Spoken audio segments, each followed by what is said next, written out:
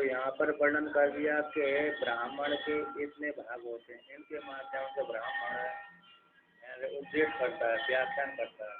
तो वर्णन कर दिए 8 भाग वर्णन कर दिए, इतिहास, पुराण, विद्या, उपनिषद, सूत्र, अनुव्याख्यान, व्याख्यान इत्यादि। अब पुनः और कहते हैं एवं मंत्र ब्राह्मण और एवं ग्रहणम, इस प्रकार से मंत्र ब्राह्मण का ही यहाँ पर ग्रहण है करना चाहिए, है ना। मंत्र और ब्राह्मण दोनों का ही ग्रहण कर लेना चाहिए। नियत यहाँ पर वर्णन करते नियत रचनावतो विद्यमान से वेदस्य अभिव्यक्ति पुरुष निश्वास बत न च पुरुष बुद्धि प्रश्न गुरुकम। यह नियत रचना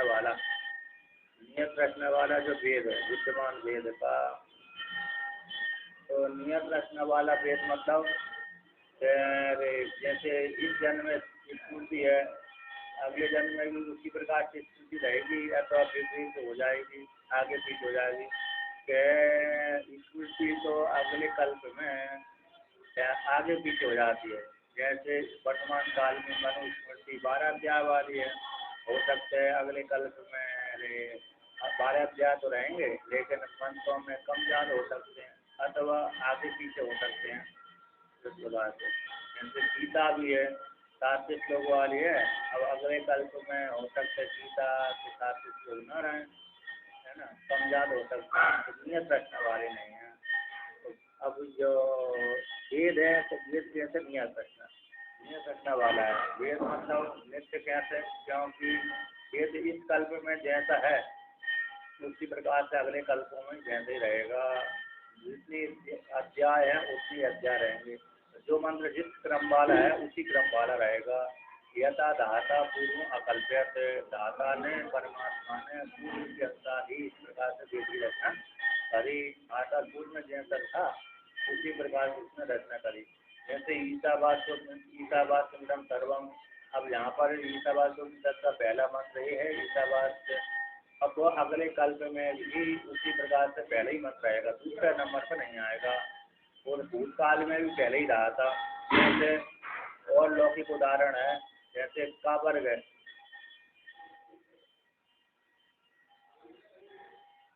हाँ आज बना है, भविष्य में भी उसी प्रकार से क्रम वाला होगा और भूतकाल में उसी प्रकार से क्रम वाला हुआ था। नियत बोलते हैं। जैसे का के बाद कार ही आता है, का वर्ग के बाद चा वर्ग आता है, चा वर्ग के बाद टा वर्ग आता है, टा वर्ग के बाद टा वर्ग के बाद टा वर्ग, फिर पा वर्ग आता है ना। पहले आज आएंगे, फिर अंतस्थ वर्ण आते हैं, अंतस्थ वर्ण के बाद फिर का वर्ग, का वर्ग, चा वर्ग, टा वर्ग, टा वर्ग, पा वर्ग आता है, वर्ण जाते हैं। तो ये नियत बाहर अक्षर वाला नियत, का के बाद सही आएगा, आगे पीछे नहीं हुआ। का वर्ग पहले हो जाए, चा वर्ग बाद में आएगा, लेकिन चा वर्ग पहले जाए का वर्ग बाद में आए, ऐसा नहीं रहेगा।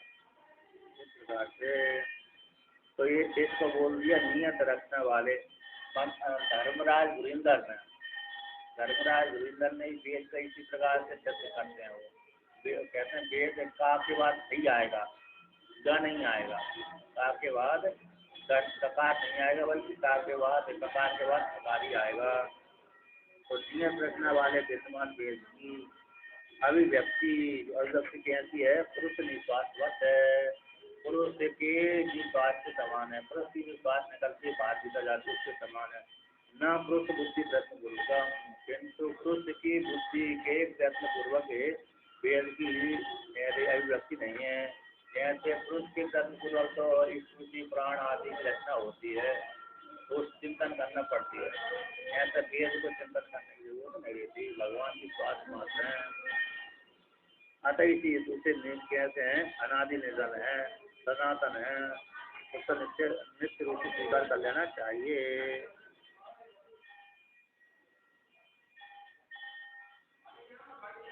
कहते हैं यहाँ पर वर्णन करते प्रथम कांड में वेद का नियत नित्य रूप से प्रमाण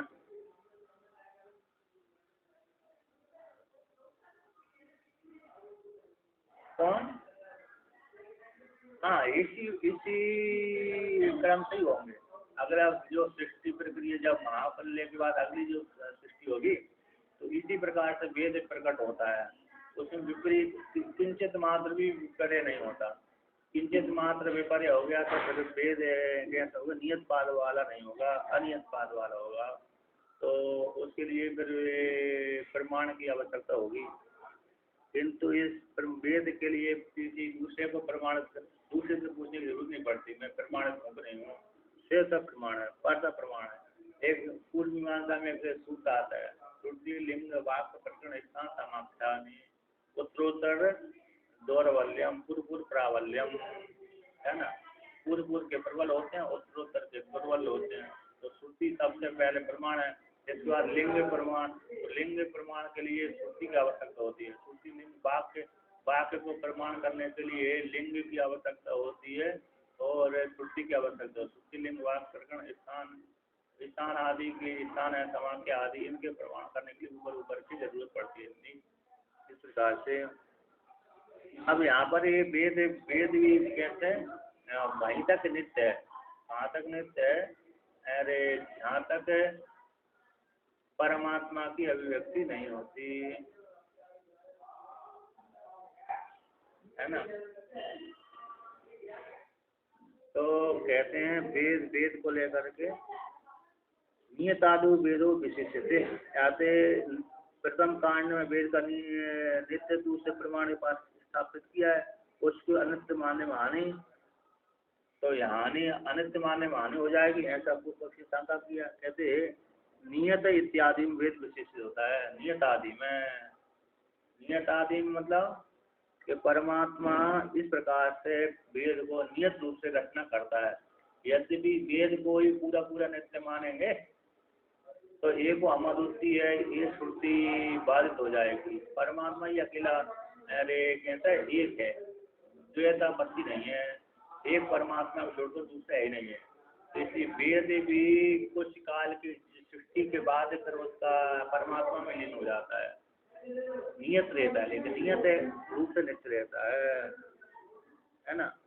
नियत रचना वाला भगवान भास्कर ने प्रयोग किया, नियत रचना वाला वेद का अभिव्यक्ति पुरुष की निस्वार्थ के रूप से होती है, पुरुष की निस्वार्थ के समान होती है, पुरुष की बुद्धि प्रयत्न पूर्वक नहीं होती।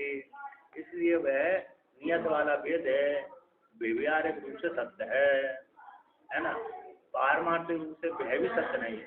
पारमार्थिक सत्य वेद को सत्य मानेंगे तो फिर वेद तो एक अलग हो गया। वेद चार वेद है ना, चार वेद का एक हो गया, एक ब्रह्म हो गया। तो फिर द्वैतापत्ति बनी रही।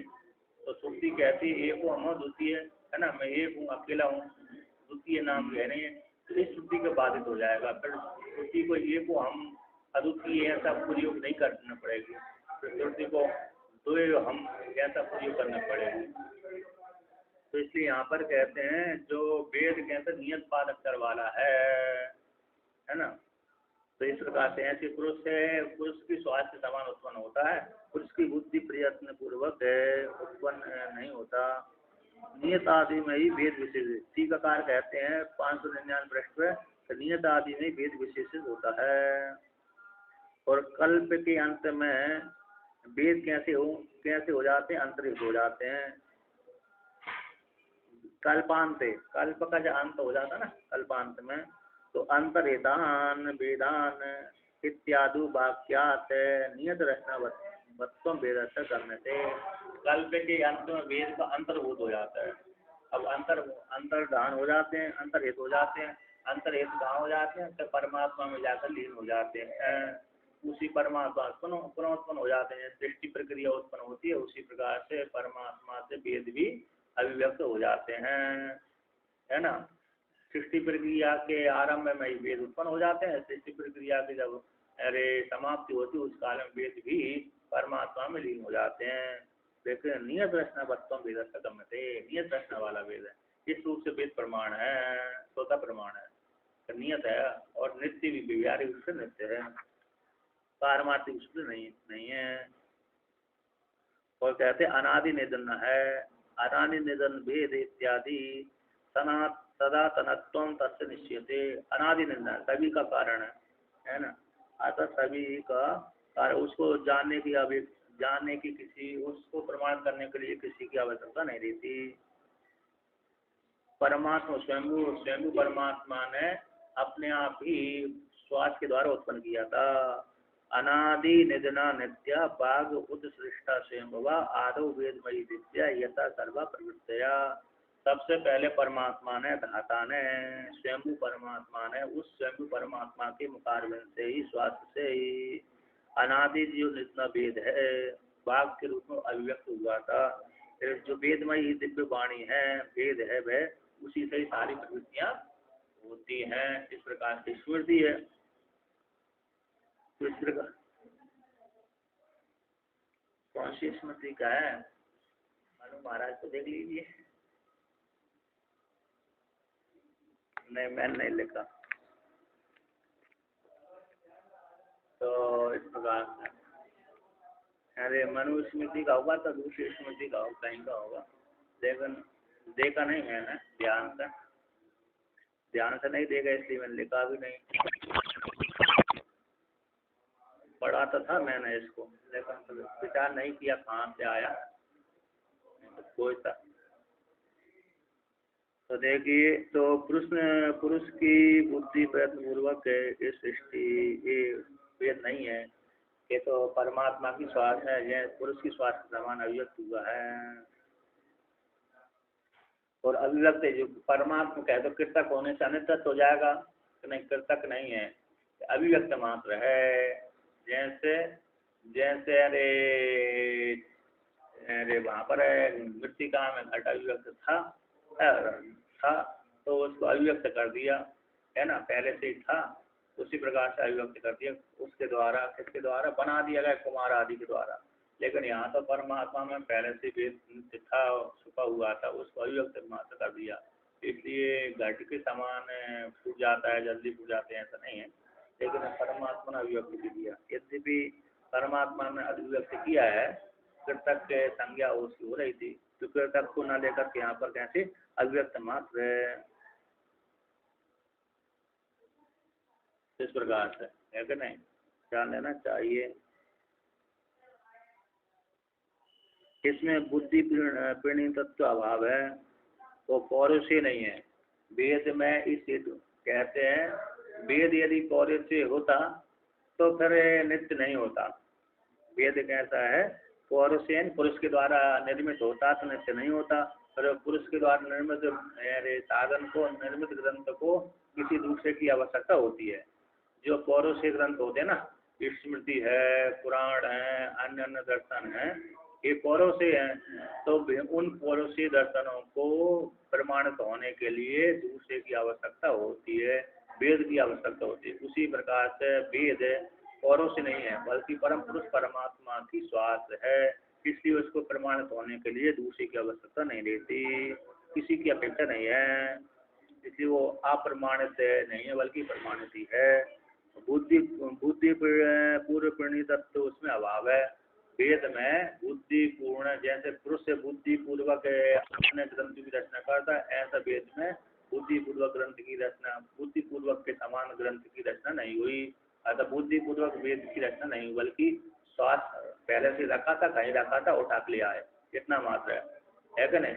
जैसे कमरे में वस्तु रखी हुई थी और उसी कमरे में रखी हुई वस्तु को उठा कर ला करके हमने दे दी। ना तो जैसे रोटी है, रोटी हमको बनाना नहीं पड़ी, पहले से किसी ने बना कर रख दिया था, हमने ला कर दे दिया है ना। किसी को भूख लगी हुई थी उसको ला करके रोटी हमने ला करके दे दी, भोजन ला करके दे दिया, हमको बनाने की जरूरत नहीं पड़ी। क्यों नहीं पड़ी? क्योंकि पहले से बना हुआ रखा था भोजन, है ना।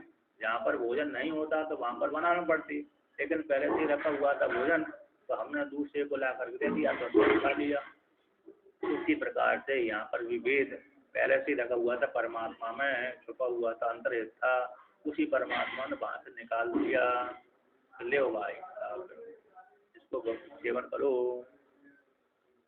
इसलिए इस वेद में जैसे उन्मत्त के समान दोष नहीं आता, उन्मत्त मतलब पागल के समान दोष नहीं आता। जैसे पागल कुछ भी बोल देता है ना, तो उसकी वाक्य प्रमाणित नहीं होती।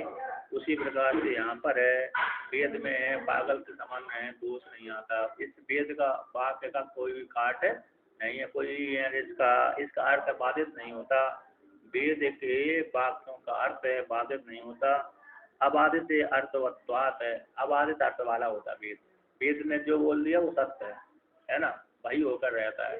वेद के विपरीत वेद ने बोल दिया और हुआ नहीं, तो फिर वो वेद तो अर्थ बाधित अर्थ वाला हो जाएगा, है ना। लेकिन वेद जो बोलता है वही सत्य होता है। वेद के विपरीत कोई बोलता है तो उसकी वाणी तो असत्य हो जाती है।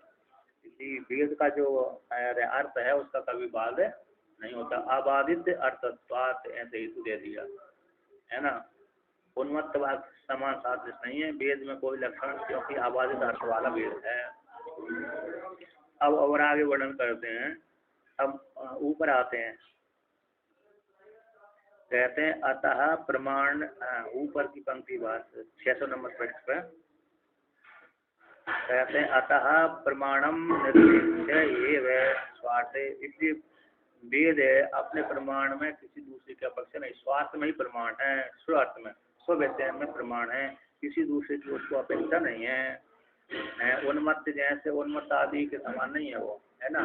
अबाधित अर्थ वाला है, मतलब बाधित अर्थ वाला, हाँ बाधित अर्थ वाला नहीं, अबाधित अर्थ वाला है। मतलब जो उसने वेद में बोला है वह होकर के ही रहता है। इसलिए अब वेद के प्रमाण में फलितम कहते हैं। तस्माद यत् तेन उक्तम तत तथा प्रतिपत्तव्यम आत्मना श्रेय इच्छद्भिर ज्ञानम व कर्म वा। कहते हैं इसलिए वेद ने जो वर्णन किया है उसके द्वारा खाए हुए वाक्य को तत् उसी प्रकार से स्वीकार कर लेना चाहिए। उसने पुरुषार्थ के लिए साधन वर्णन कर दिए, है ना। वेद ने वर्णन किए तो आत्मा के देव को जानने की इच्छा करने वाले साधकों के द्वारा आत्मा ने अपना कल्याण तो कल्याण को चाहने की इच्छा चाहने वाले साधकों के द्वारा, आत्मा के कल्याण के चाहने वाले साधकों के द्वारा तो जो वेद ने उपदेश किया है, वेद के द्वारा जो मार्ग दिखलाया गया है उस मार्ग को, तो ज्ञान है, कर्म है इत्यादि मार्ग को उसी प्रकार से स्वीकार कर लेना चाहिए जो वेद ने वर्णन कर दिया है ना। कल्याणकारी मार्ग वर्णन कर दिया है। निष्काम कर्म करने से आपको अंतःकरण की शुद्धि और परमात्मा को फल की प्राप्ति हो जाएगी। सकाम कर्म से लौकिक फल की प्राप्ति होगी, ज्ञान के द्वारा मोक्ष फल की प्राप्ति होगी। इस प्रकार से वेद ने वर्णन कर दिया। गीता में विभाग करके दिखला दिया था, सकाम कर्म और निष्काम कर्म, एक सांख्य योग एक ज्ञान योग है। तो ज्ञान योग तो परमात्मा ही हो गया, एक कर्म योग और ज्ञान योग है। तो कर्म योग ज्ञान योग तो ज्ञान योग है ही है, उसमें कोई भेद नहीं है। किंतु कर्म योग में दो भेद कर दिए, सकाम और निष्काम। तो निष्काम से अंतःकरण शुद्धि की माध्यम ज्ञान, सकाम से लोकांतर फल की प्राप्ति। इस प्रकार से तो जो वेद ने वर्णन कर दिए उसी वेद के द्वारा निश्चय किया हुआ ज्ञान कर्म को जान लेना चाहिए। जिसको कल्याण करने की इच्छा है, जो अपने आप को कल्याण करना चाहता है, मोक्ष की चाहता है, वो वेद के द्वारा दिखलाए गए मार्ग को स्वीकार कर लेना चाहिए। अब आगे और वर्णन करते हैं। यहाँ पर पूर्व पक्षी कहता है नाम प्रपंच सृष्टि या यहाँ पर उपदेश की गई है, रूप सृष्टि की तो वर्णन नहीं किया गया, तो भाई उपदेश करना चाहिए, है ना। नाम रूप सृष्टि का तो उपदेश हो गया, उपदिष्टा न रूप प्रपंच सृष्टि, रूप प्रपंच सृष्टि का उपदेश नहीं हुआ तो उसी का उपदेश करना चाहिए सृष्टि पूर्ति के लिए, अन्यथा सृष्टि पूर्ति नहीं होगी। ऐसी आशंका को लेकर कहते हैं। पूर्व पक्षी कहना है कि भाई नाम प्रपंच सृष्टि तो पहले से वर्णन कर दिया गया, रूप की सृष्टि का प्रपंच नहीं किया गया, तो इसलिए यहाँ पर तो आपको रूप की सृष्टि की तो सृष्टि पूर्ति करने के लिए रूप की सृष्टि का वर्णन करना चाहिए। यदि वो नहीं करेंगे तो रूप की सृष्टि की वर्णन नहीं करेंगे तो सृष्टि पूर्ति नहीं होगी। तो नाम रूप दोनों की सृष्टि, नाम का तो पहले से वर्णन कर दिया, तो रूप और सृष्टि का वर्णन करना चाहिए, प्रपंच करना चाहिए। तो ऐसी प्राप्ति हो जाने पर, शंका करने पर सिद्धांत कहता है नाम प्रकाश बता ही रूपस्य विक्रिया अवस्था, रूप की जो विक्रिया अवस्था है, रूप का जो विकार है, विकार भाव को प्राप्त हुआ रूप है, नाम प्रकाश के अधीन होता है, नाम के द्वारा ही रूप का ग्रहण हो जाता है। जो रूप है ना, रूप भी बिना नाम के कैसे गृहीत होगा। देवदत्त यज्ञदत्त है, तो देवदत्त यज्ञदत्त कई हैं, तो वहाँ पर हजारों के संख्या में हैं। अब हमको एक चाहिए, एक देवदत्त चाहिए, यदि उसका नाम नहीं होगा तो रूप सारे रूप ही आ जाएंगे। तो नाम के गृहीत हो जाने से रूप वाला भी इस नाम वाला वो रूप है, तो उसी के नाम के अधीन ही रूप होता है, उसी रूप का ही तो नाम होता है ना। रूप का ही नाम होता है, नाम का ही रूप है। तो जो नाम है उसी का ही उस प्रकार का रूप भी हो जाता है। तो नाम के ग्रहण करने से नाम प्रकाश के अधीन होकर के रूप की भी प्राप्ति हो जाती है, द्वितीय अवस्था रूप की भी प्राप्ति हो जाती है। नाम अधीन ही रूप रहता है। विकार जैसे घट है, मृतिका का विकार घट है, उसी प्रकार का नाम से ही, नाम यानी वेद ज्ञान, ज्ञान वेद, वेद से ही तो रूपाधि उत्पत्ति हुई। पहले तो ज्ञान ही था, वेद रूप ज्ञान था। अब वेद रूप ज्ञान था, उसी से वेद रूप ज्ञान से जगत प्रपंच की उत्पत्ति हुई ना, है ना। पहले व्यक्ति, देखो उदाहरण आता उदाहरण देते हैं। तो पहले व्यक्ति मन में मूर्तिकार होता ना, मूर्तिकार शिल्पकार, तो शिल्पकार सबसे पहले पत्थर में मूर्ति की कल्पना करता है। तो मूर्ति की कल्पना करता है, पर भाई मन में कल्पना की है ना, भाई को फिर वो मूर्ति में अभिव्यक्त कर देता है वस्तु के रूप में। पहले नाम की कल्पना करता है, नाम के माध्यम से रूप आ जाता है कि मैं भगवान विष्णु का ऐसी रूप मूर्ति बनाऊंगा, भगवान शिव की ऐसी मूर्ति बनाऊंगा। तो पहले शिव नाम आ गए, नाम से फिर उनका विकार है, रूप आ भी आ गया, रूप की मूर्ति बना देता है। तो नाम के अधीन ही रूप रहता है। अब उसी को यहाँ पर वर्णन करते हैं। तो नाम रूपयोर एवि परमात्मा उपाधि भूतयोर विक्रियमाणयो सलिल फेनवत् तत्त्वानि तत्त्व अन्यत्वेन अनिर्वक्तव्यो सर्वावस्थयो संसारित्वम् इति अतो नाम्ना एव निश्वासितत्वम् उक्तम्। कहते हैं नाम रूप ये परमात्मा की उपाधि नाम रूप है, इन दोनों को विक्रियमान है ना, ये परमात्मा की उपाधि है। नाम रूप ये परमात्मा के दोनों विकार हैं। ऐसे परमात्मा की उपाधि विकार नाम रूप दोनों का सलिल फैनवत है, सलिल फैनवत है। समुद्र हो गया है ना, तो समुद्र में जो सलिल है उसी जब है ऊपर ऊपर उठता है तो लहर बन जाती है, तो फिर उसमें फैन भी आ जाता है, बीची तरंग न्याय भी आ जाते हैं, नाम भी हो जाते हैं, रूप भी आ जाते हैं।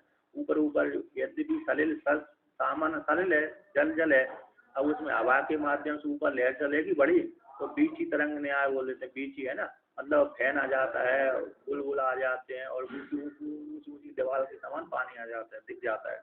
तो यद्यपि वो फैन जल से भिन्न नहीं है, कहते नहीं, जल से भिन्न नहीं, फिर भी एक हवा के माध्यम से जो हिलोर आ गई उसकी नई रूप हो जाता है, नई आकृति हो जाती है ना, ठीक है ना।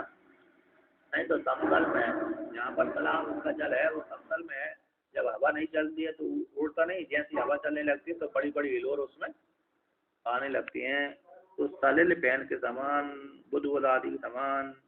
तो तत्व अन्य रूप से, तत्व के अन्य रूप से निर्वचन नहीं किया जा सकता।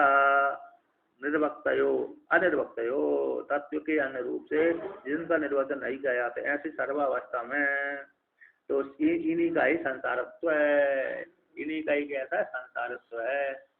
इसका संसारत्व ही परमात्मा की उपाधि को संसारत्व है।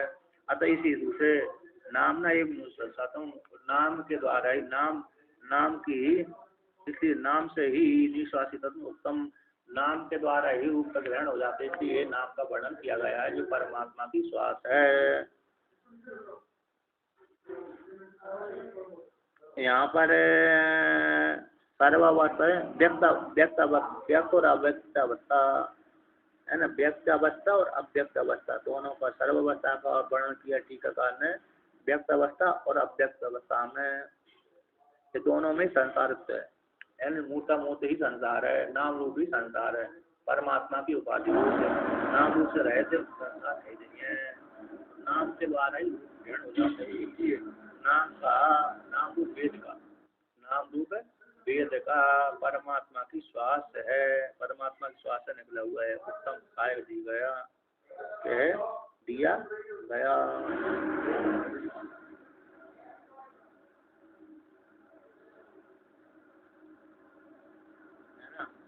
उत्तम का प्रतिपादितम। अब आगे तदे वचन इतर से निश्वासित सिद्धे तद वचन के द्वारा, किद वचन नाम वचन के द्वारा, नाम वचन के द्वारा इतर रूप की भी निश्वासितम सिद्धे, निश्वास की सिद्धि हो जाती है। नाम उत्पन्न हुआ तो नाम के साथ है, नाम का नाम न किसी वस्तुगत होगा, है ना। नाम जो उत्पन्न हुआ है तो किसी न किसी को लेकर के घट नाम, पट नाम, मठ नाम, देवदत्त गदत्त नाम, किसी न किसी रूप के होंगे तो उसी नाम से रूप उत्पन्न हुए, तो उसी रूप के तो नाम है। तो नाम है तो नाम से वचन करने से रूप का भी ग्रहण हो जाता है। तो इसलिए रूप भी, नाम और रूप दोनों और परमात्मा की श्वास है। तो नाम परमात्मा से उत्पन्न हो गया, वेद रूप परमात्मा से उत्पन्न हो गया नाम, उसी से रूप की अभिव्यक्ति हो गई। इस प्रकार से रूपस्य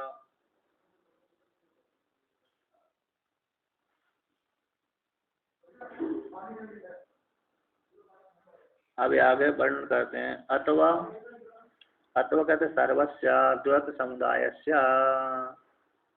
है ना, अविद्या विषयत्व मुक्तम कहते। अथवा संपूर्ण द्वैत समुदाय अविद्या का कार्य है, अविद्यामय है, अविद्या का कार्य अविद्यामय है, पहले वर्णन कर दिया गया कार्यत्व।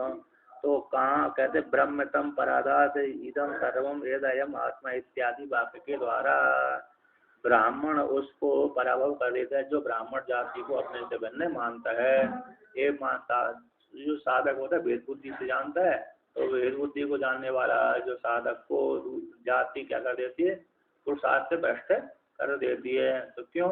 क्योंकि सर्वम ये दयम आत्मा, सब कुछ आत्मा ही है, इस वाक्य के द्वारा सिद्ध कर दिया गया था। तेन इसी दूसरे वेद से अप्रमाण आशंका थे, जो वेद की अप्रमाण की आशंका थी वो समाप्त हो गई। तेन इस वेद की अप्रमाण की आशंका थी, मतलब यदि तेन वेद से अप्रमाण आशंका थे, यदि ऐसा नहीं मानेंगे तो वेद कैसे हो जाए, अप्रमाण की आशंका हो जाएगी, आशंका बनी रहेगी। उसी को जो अरे एक नहीं मानेंगे, है ना, तो एक नहीं मानेंगे तो उसी को फिर वेद उत्पत्ति वाला मानेंगे, परमात्मा विश्वास नहीं मानेंगे तो वेद में भी क्या कैसे हो जाएगी, अप्रमाण की आशंका हो जाएगी। इसलिए उस आशंका घटाने के लिए ये वाक्य आएगा। तद आशंका निवृत्ति अर्थम इदम उक्तम पुरुष निश्वास वध अप्रश्न उत्थिता उतत्वात् प्रमाणम वेदम न यथा अन्नो ग्रंथि थी, है कि नहीं। तो कहते हैं दो समुदाय का अविद्या विषय जो कहा गया, उसी कहा गया ब्रह्मतम पराधात इत्यादि वाक्य के द्वारा इदम सर्वमेव दयात्मा, इस वाक्य के द्वारा वर्णन कर दिया था। जो वेद बुद्धि पूर्वक जानता है तो वह अरे पुरुषार्थ से भ्रष्ट हो जाता है। तेन इसी हेतु से वेद का आज जो प्रमाण की आशंका थी, इदम सर्वमेव आत्मा, इस वाक्य के द्वारा संपूर्ण जो समुदाय का अविद्या विषय रूप से कहा गया है। वो अविद्या है तो उसका मिथ्यात्म, सर्वी का मिथ्यात्म उत्तम कहा गया, नहीं मिथ्यात्म बिना अविद्या विषयत्म सर्वस्व संभवती, और जो मिथ्यात्व है बिना अविद्या के विषय को हुए बिना संभव नहीं है। तो इस प्रकार से तो ये यदि अविद्या वाले नहीं मानेंगे तो वेद का भी कहते हैं इसी से वेद का अप्रमाण आशंका, जो वेद की अप्रमाण की आशंका हो जाएगी, वेद भी अप्रमाण हो जाएगा, है ना। तो जितना भी अविद्यामय जगत है तो कहते हैं मिथ्यात्व है, ये वेद के द्वारा सिद्ध किया गया था। तो उसी कहते हैं जो वेद के प्रति यदि किसी के द्वारा श्रेष्ठ मानेंगे वेद को, तो उसमें वेद का भी अप्रमाण की आशंका हो जाएगी। तो उसी को हटाने के लिए वर्णन किया था। तो कहते उस आशंका को हटाने के लिए कहा गया है कि पुरुष की निश्वास के समान वेद उत्पन्न हुआ है, पुरुष की जैसे निश्वास है बिना प्रयत्न के उत्पन्न होती है, उसी प्रकार से वेद भी बिना प्रयत्न के उत्थित है। इसलिए प्रमाण है, वेद में प्रमाण है, ना ये तो अन्य ग्रंथ है, जैसे अन्य ग्रंथ बुद्धिपूर्वक होता है रचना की जाएगी, वो प्रमाण नहीं है, स्वतः कर्ता प्रमाण है, स्वतः प्रमाण नहीं है। तो जैसे अन्य ग्रंथ बुद्धि आदि प्रणीत स्वर्ग काम चैत्यम बंदा इत्यादि जो वाक्य है, स्वर्ग की इच्छा करने वाला, चैत्य बंधन करता है, चैत्य है ना वो बुद्ध, तो चैत्य यहाँ पर चैत्य बंधन, चैत्य बंदेता इत्यादि, यहाँ पर चैत्य शब्द बुद्ध का वाचक है। बुद्ध आदि का जो ग्रंथ प्रमाणित नहीं है, बुद्ध आदि के बौद्ध मत बुद्धि प्रणीत है, तो बुद्धि प्रणीत होने से उनके प्रमाणित नहीं है, तो ऐसा ये वेद अप्रमाणित नहीं है, बल्कि वेद प्रमाणित ही है ना। पर उसकी बुद्धि पूर्वक पुरुष की बुद्धि के पूर्वक उत्पन्न नहीं हुआ, बुद्धि पूर्वक पूर्वक उत्पन्न नहीं हुआ, बल्कि स्वास्थ्य उसकी स्वास्थ्य समान उत्पन्न हुआ है। हाँ, तो ये जिसमें प्रयत्न श्रम है, जिसे अरे ग्रंथ में वो परता प्रमाण है, छोटा प्रमाण नहीं है, उसको दूसरे की अपेक्षा वेद की अपेक्षा रहना पड़ती है। और जो बिना प्रयत्न के उत्पन्न वेद उत्पन्न हुआ वह छोटा प्रमाण है। यह प्रमाण के लिए है, प्रमाण के विषय में। यद्यपि वेद पूरा पूरा नित्य नहीं है, प्रमाण के रूप में सिद्ध करें कि यहाँ पर वेद कैसे प्रमाण है, उसको प्रमाणित होने के लिए किसी दूसरी की आवश्यकता नहीं है कि नहीं।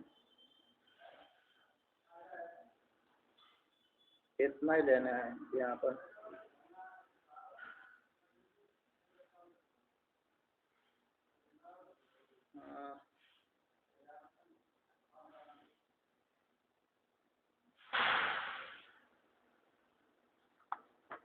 हाँ, वेद की फिर आवश्यक साधन है ना वेद, लेकिन प्रमाण यहाँ पर तो प्रमाण को लेकर फिर हम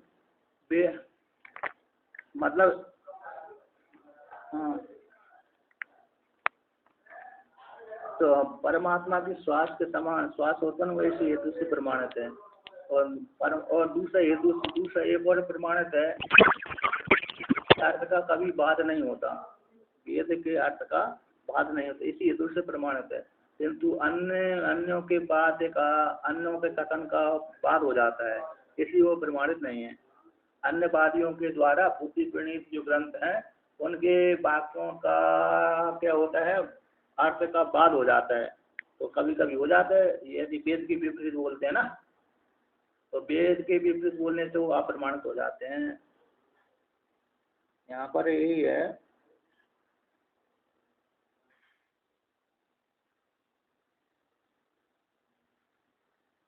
तो यहाँ पर इसमें जो शंका है कि वेद के अप्रमाण की शंका हो रही थी, क्यों?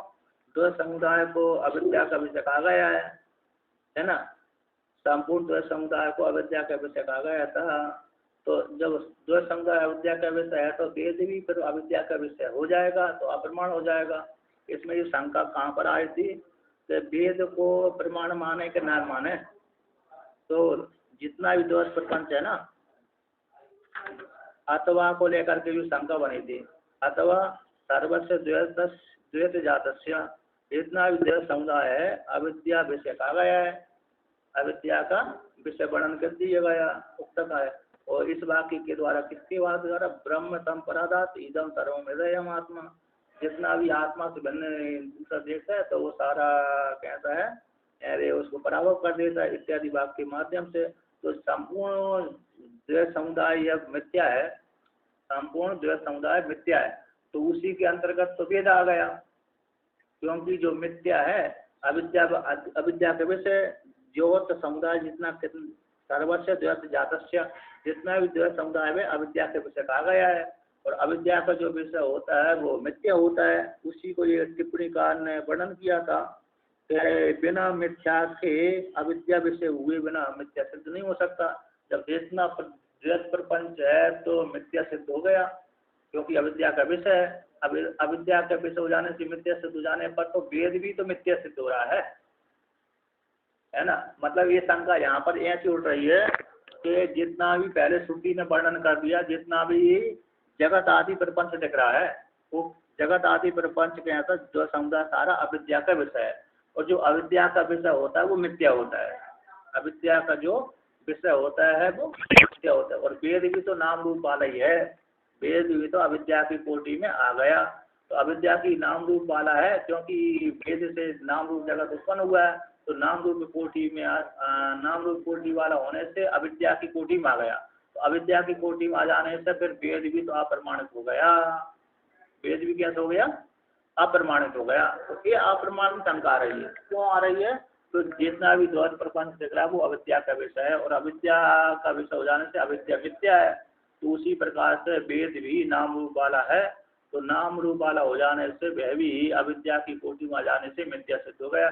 मिथ्या सिद्ध हो गया तो फिर उसको प्रमाण क्यों माना है? ये प्रश्न पूर्व पक्षी का बना। तो उसी पूर्व पक्षी की शंका को हटाने के लिए इसलिए वेद का अप्रमाण शंका आ रही थी कि वेद जितना भी जगत प्रपंच दिख रहा है, जो समुदाय है वो अविद्यामय है, और अविद्या मिथ्या होती है। तो अविद्या मिथ्या जो है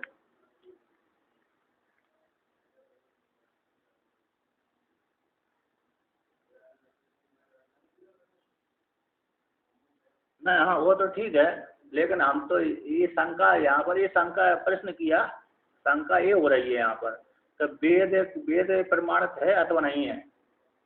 तो श्वास से तो परमात्मा उत्पन्न हुआ, परमात्मा की श्वास से वेद उत्पन्न हुआ, वो तो ठीक है, लेकिन वेद प्रमाणित है कि नहीं है, ऐसा प्रश्न बना।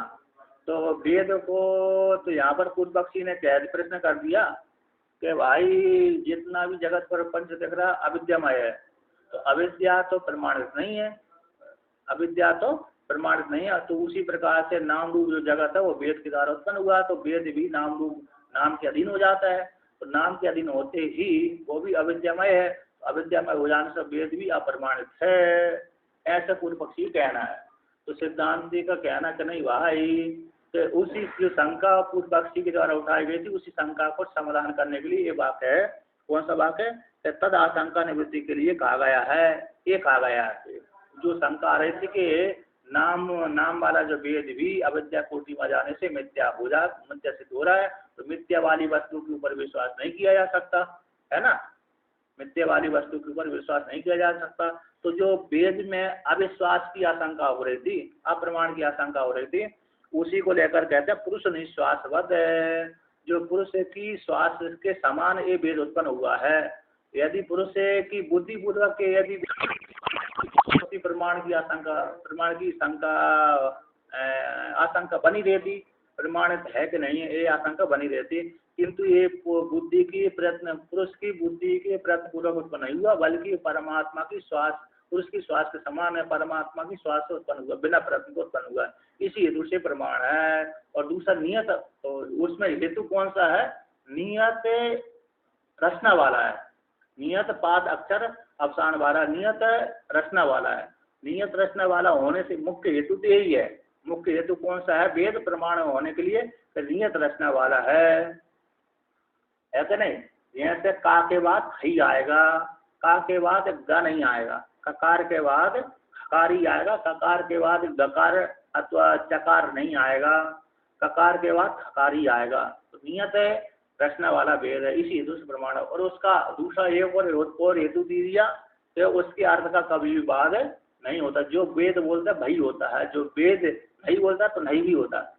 वेद जो बोलता नहीं है उसको होता भी नहीं है, जो वेद ने बोला उसके अर्थ का कभी भी बाद नहीं होता। वेद ने जो वाक्य बोल दिया उस वाक्य का अर्थ फलीभूत होता ही है, उसी प्रकार से फलीभूत होगा। इस हेतु से वेद प्रमाणित है, ठीक है ना। तो अन्य जो, तो इसलिए जो पुरुष की बुद्धि के से उत्पन्न हुआ अन्य ग्रंथ है वो प्रमाणित नहीं है, वो वहीं तक प्रमाणित है। पुरुष की बुद्धि के द्वारा उत्पन्न होने वाले ग्रंथ वहीं तक है प्रमाणित है जहाँ तक वेद के साथ विरोध नहीं होता। और जहाँ पर वेद के साथ विरोध होने लगता है बुद्धि के द्वारा उत्पन्न ग्रंथों का, तो वहीं पर वो अप्रमाणित हो जाता है, उस स्थान पर जाकर के अप्रमाणित हो जाते हैं। जैसे बौद्ध स्मृति, सांख्य स्मृति, है ना, योग स्मृति, अन्य जो स्मृतियाँ हैं वहाँ ये कहाँ पर जाकर के अप्रमाणित हो जाती हैं? तो जो चेतन जीवात्मा को और परमात्मा को भेद सिद्ध करते हैं, है ना, चेतन जीवात्मा को और परमात्मा को भेद सिद्ध करते हैं, वहां पर जाकर के अप्रमाणित हो जाती हैं। बाकी जितने भी साधन है वेद के अनुकूल है तो वहां पर वो अप्रमाणित नहीं होते, वहां तो प्रमाणित ही है उतने स्थान पर, है कि नहीं। अब इस प्रकार से आगे वर्णन करते हैं। ये शंका जो थी वेद के अप्रमाण की शंका निवृत्त कर दी कि भाई नियत रचना वाला है और पुरुष की श्वास के समान है, इसलिए वेद प्रमाणित है। परमात्मा की श्वास है, परमात्मा श्वास उत्पन्न हुआ, पुरुष बुद्धि प्रयत्न पूर्वक नहीं हुआ, परमात्मा ने रचना भी नहीं करी, परमात्मा की श्वास मात्र है। क्या है? परमात्मा की रचना नहीं बल्कि परमात्मा की श्वास मात्र ही है। श्वास तो पहले से ऐसे ही था, वैसे ही उठा के दे दिया।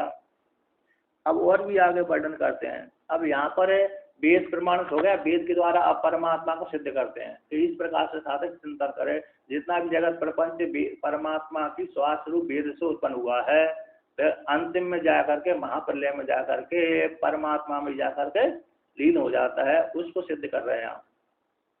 कहते किंचा अन्यत न केवलम स्थिति उत्पत्ति काल विज्ञान व्यतिरिकरण अभावात जगत ब्रह्मत्वम लय कार्य कहला, इतना ही अकेले नहीं है कि स्थिति वर्ग में और उत्पत्ति काल में, स्थिति काल में उत्पत्ति काल में ही प्रज्ञान से व्यतिरिक्त का अभाव है, जगत का है, इतना ही अकेले नहीं है। ब्रह्मत्व अकेले नहीं जाना, तो प्रलय काल में भी प्रज्ञान से जगत से व्यतिरिक्त नहीं रहता, अतः परमात्मा प्रज्ञान घन परमात्मा में लीन हो जाता है। ऐसे उत्पत्ति काल में स्थिति काल में प्रज्ञान घन परमात्मा से व्यतिरिक्त जगत का व्यतिरिक्त का अभाव है, इसी जगत का ब्रह्मत्व जाना जाता है। उसी प्रकार से प्रलय काल में भी जगत का ब्रह्मत्व जाना जाता है, वो प्रज्ञान घन परमात्मा से भिन्न नहीं है। कहते जैसे उदाहरण देते हैं, जल बुद्ध फैन आदि नाम ही वे सलिल व्यतिरिकरण अभावा, ये दृष्टांत है। जैसे सलिल से व्यतिरिक्त, जल से व्यतिरिक्त नहीं है कौन?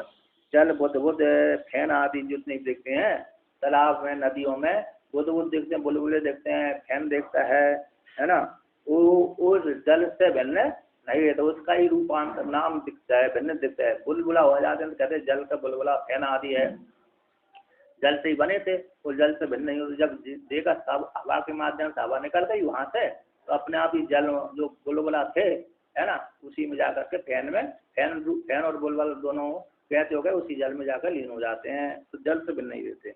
ये दृष्टांत है। दार्शान में घटाते एवं प्रज्ञान व्यतिरेकेण, प्रज्ञान से भिन्न तत्कार्याणाम नाम रूपाणाम, जो उपाधि को लेकर के बने नाम रूपाधि कार्यों का, उसी में ही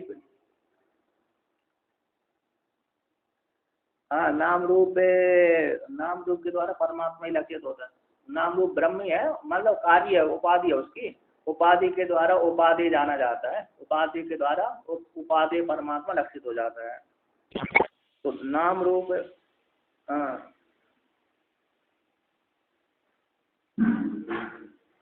चलिए हाँ, तो कहते हैं तो इसलिए प्रज्ञान से भिन्न कार्यों का, जो नाम रूप कार्यों का, उसी परमात्मा में तस्मिन लिए तस्मिन उसी में ही लिए माना नाम, है ना, लिए मान नाम भावा, लिए माना नाम आता, उसी में कैसा होता है, लीन हो जाता है ना। तो यहाँ पर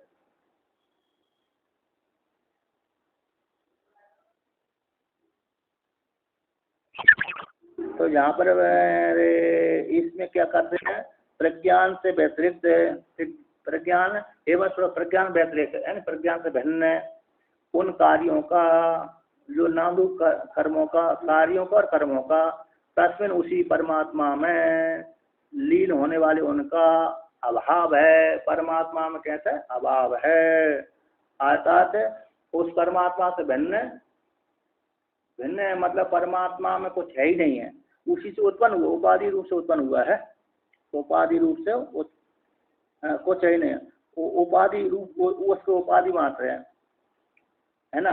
यहाँ पर प्रज्ञान से व्यतिरिक्त का, यहाँ पर जो प्रज्ञान व्यतिरिक्त शब्द प्रयोग किया ना, तो प्रज्ञान से व्यतिरिक्त का अभाव है यहाँ पर। एवं प्रज्ञान व्यतिरेक, प्रज्ञान से भिन्न है, प्रज्ञान से भिन्न जो कार्य है, नाम रूप और नाम घटपट कार्य हो गए और मृत्यु का कारण हो गए। तो कार्य नाम रूप कर्मों का, नाम है रूप है कर्मों और उनके कार्यों का उसी परमात्मा में लीन होने वाले उनका लीमान उनका प्रज्ञान घन परमात्मा से भिन्न का अभाव है, भिन्न का अभाव है। मतलब यहाँ पर जो अभाव शब्द है व्यतिरिक्त, पहले प्रज्ञान व्यतिरिक्त बोल दिया तो प्रज्ञान से भिन्न इनका अभाव है। इन प्रज्ञान स्वरूप ही हैं जो परमात्मा में लीन हो रहे हैं, वो परमात्मा से भिन्न नहीं है बल्कि परमात्मा स्वरूप ही है, ये वर्णन कर दिया। तो तस्माद एकम एव ब्रह्म प्रज्ञान घन एक रसम प्रतिपत्तव्यम इति। इसलिए एकम एव ब्रह्म, एक ही ब्रह्म है, वो कैसे प्रज्ञान घन परमात्मा है, एक रस है, इस प्रकार से स्वीकार कर लेना चाहिए, प्रतिपत्तव्यम जान लेना चाहिए। इसी हेतु से कहते हैं प्रलय दर्शनाय दृष्टांत, प्रलय दृष्टांत करने के लिए, प्रलय को दिखाने के लिए ये दृष्टांत आता है। तो श्रुति पाठ करते हैं। स यतः सर्वासाम अपाम समुद्र एक आयनम एवं सर्वेषां स्पर्शानां त्वग एक आयनम एवं सर्वेषां गंधानां नासिके एक आयनम एवं सर्वेषां रसानां जिह्वा एक आयनम एवं सर्वेषां रूपाणां चक्षुर एक आयनम एवं सर्वेषां शब्दानां श्रोत्रम एक आयनम एवं सर्वेषां संकल्पनां मन एक आयनम एवं सर्वासां विद्यानां हृदय एक आयनम सर्वेषां कर्मणां हस्तौ एक आयनम एवं सर्वेषां आनंदानां उपस्थ एक आयनम एवं सर्वेषां विसर्गाणां पायुर एक आयनम एवं सर्वेषां अध्वनानां पादौ एक आयनम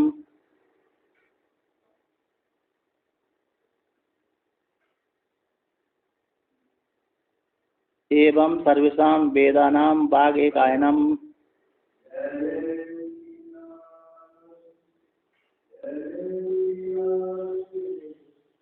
तो यहाँ पर कहते हैं सयता दृष्टांत है, इस प्रकार की दृष्टांत है। कहते हैं सर्वेषां अपाम समुद्री कायनम, सारे जलों का समुद्री का आयतन है, जितना भी नदियों का जल है, तालाब का जल है, अन्य सब का जल है, एक ही गति है, समुद्र है ना। उसी प्रकार स्पर्शों का एक आयतन है, त्वचा एक इंद्रिय है, गंधों का नासिका एक आधार है, कारण है, और सर्वेषां रसों का जिह्वा एक आयतन है, जिह्वा के माध्यम से सारे का ग्रहण होता है। और कहते हैं रूप का एक आयतन चक्षु है, शब्दों का एक आयतन श्रोत्र है, और संकल्पों का एक आयतन मन है, और सारी विद्याओं का एक आयतन बुद्धि है, और सारे कर्मों का आयतन कौन है, हाथ है, दोनों हाथ हैं, और सारे आनंद का एक आधार उपस्थ इंद्रिय है, और सारे विसर्गों का एक आधार कौन है, कारण कौन है, पायु इंद्रिय है, और सारे चलने का मार्ग दोनों का जो साधन कौन है, आधार कौन है, पाद है। उसी प्रकार से कहते एवं सर्वेषां वेदानां वाग, सारे वेदों का एक आधार कौन है, वाग इंद्रिय है ना, वाग एक आधार, इस प्रकार से वर्णन कर दिया।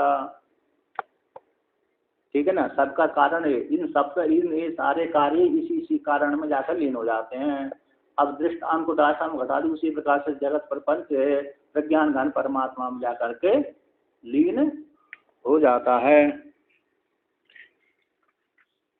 इस प्रकार से परमात्मा ही है।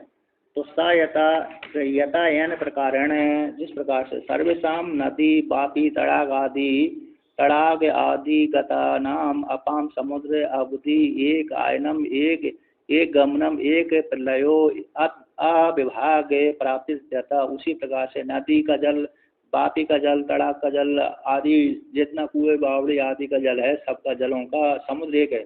समुद्र नदी ही एक आयतन है, एक आधार है, एक गमन है, एक प्रलय है, उसी में जाकर लीन हो जाते हैं, विभाग से रहित होकर के उसमें लीन हो जाते हैं। फिर नदी जैसे समुद्र में जाकर के सारी नदियों का, तालाबों का जल जाता है तो कोई जल में भेद नहीं रहता है, एक ही जैसा हो जाता है। तो यथायाम दृष्टांत है उसी प्रकार, यह दृष्टांत है उसी प्रकार से सर्वेशम स्पर्शनम, सारे स्पर्शों का मृदु, स्पर्श कौन से मृदु है, कर्कश है, कठिन है, अरे पिछल आदियों का कैसा है, वायु, वायु की आत्मभूत है, त्वग है ना, वायु का जो आत्मभूत है, वायु, वायु का गुण कौन है, त्वच इंद्रिय अथवा त्वग नाम का जो तन मात्रा है, गंध तन मात्रा, वो ही एक है आयतन है ना, सारे वायु का आत्मभूत त्वग ही एक आयतन है। इन त्वगिति, त्वग विषयम, त्वगिति है ना, ठीक है नहीं, ईश्वर से गुण त्वचा के है, तो मृदु आदि तो वायु को लेकर के होता है, तो स्पर्श आदियों का जो वायु है, वायु इस कैसी होती है, मृदु, कर्कश, कठिन आदि होती है, इनका वायु की आत्मभूत है, इनका त्वचा ही एक आश्रय है। त्वगिति है त्वग विषय, त्वचा के विषय, स्पर्श सामान्य मात्र में अंतर्भूत हो जाते हैं, त्वचा में ही सारे अंतर्भूत हो जाते हैं। जो वायु के द्वारा उष्ण ठंडी आदि लगती है स्पर्श, वो त्वचा में अंतर्भूत हो जाते हैं, तो त्वचा इंद्रिय के विषय होते हैं। तस्मिन् प्रविष्टा, उसी त्वचा इंद्रिय प्रविष्ट होते हुए स्पर्श विशेषा आपी, विशेष आपन प्राप्त हो जाते हैं।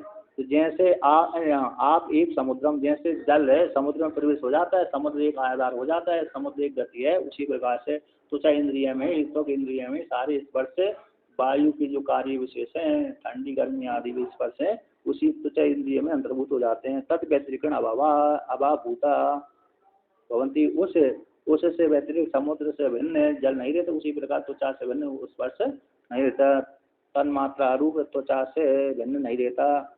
तस्य, हाँ, जो जिससे उत्पन्न होता है, जो कार्य जिससे उत्पन्न होता है उसी में जाकर लीन हो, हाँ, जो कार्य जिससे उत्पन्न होता है उसी कारण में लीन हो जाता है। तस्य एव ही ते संस्थान मात्रा आसन, कहते हैं जो नदी का जल, अन्न का जल है, अथवा तो कठिन, काटन, मृदु आदि स्पर्श है, वो तो संस्थान विशेष हैं, संस्थान